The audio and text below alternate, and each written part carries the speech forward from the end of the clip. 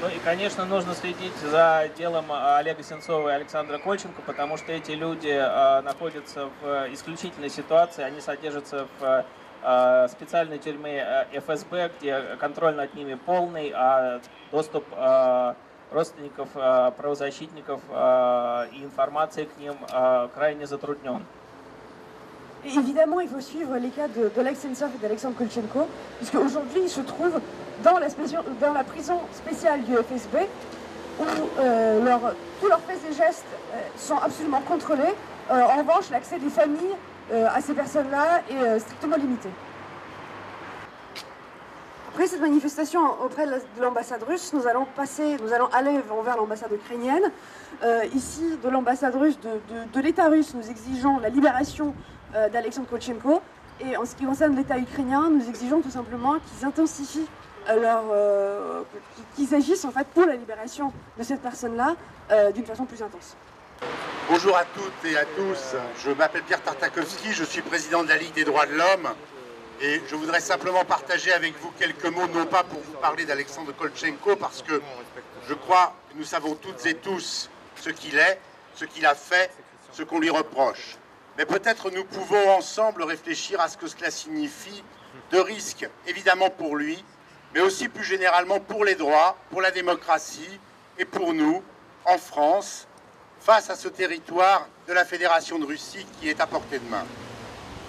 Nous avons appris dans les luttes que nous avons menées pour la solidarité avec ceux de nos amis et de nos camarades qui sont emprisonnés dans le monde, qu'il n'y a pas de petits rassemblements, qu'il n'y a pas de petites voix quand il s'agit de défendre la liberté, quand il s'agit de défendre les droits.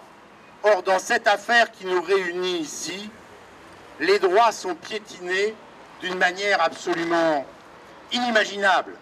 Les droits de la citoyenneté qu'on arrache et qu'on remplace autoritairement par une autre citoyenneté décrétée. Il s'agit là d'une assignation à résidence que nous connaissons aussi sous d'autres formes dans d'autres pays et qui n'est pas étrangère en France. Les droits de la défense qui ont été ramenés à rien, à rien. Les droits tout simplement de la liberté d'expression, puisque c'est pour avoir voulu s'exprimer librement, avoir voulu faire vivre le débat public de manière démocratique et vigoureuse, qu'Alexandre Kolchenko se retrouve aujourd'hui dans un cul de basse-fosse.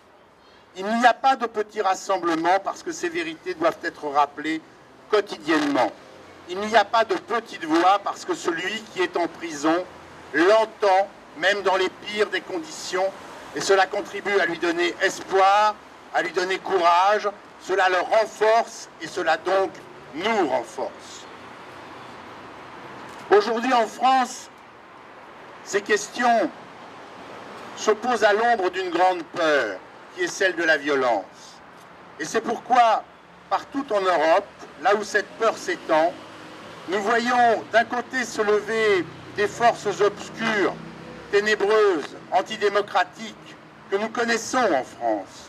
Et nous voyons aussi des appareils d'État manier l'étouffement des libertés, soit parce qu'ils les condamnent, ces libertés, soit parce qu'ils tentent de nous faire croire qu'en les mettant à genoux, nous aurons plus de sécurité.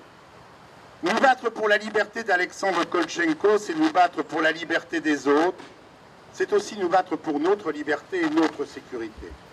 Nous n'oublions pas en France, où les conditions du combat sont beaucoup plus faciles qu'en Russie, que nous avons une grande responsabilité de solidarité avec toutes celles et tous ceux qui se battent dans des conditions d'isolement terribles. Au Bélarus, en Ukraine, en Russie, en Roumanie, dans des pays où simplement revendiquer la liberté d'être un citoyen à part entière risque d'être emmené en prison. Enfin, nous n'oublions pas non plus que les pouvoirs qui sont représentés par ce bâtiment de l'autre côté de la rue entretiennent aujourd'hui en France les meilleures des relations, et même des relations extrêmement argentées, avec un parti politique en France qui est non républicain, qui a de grandes ambitions, et dont notre ambition commune est de les mettre à bas.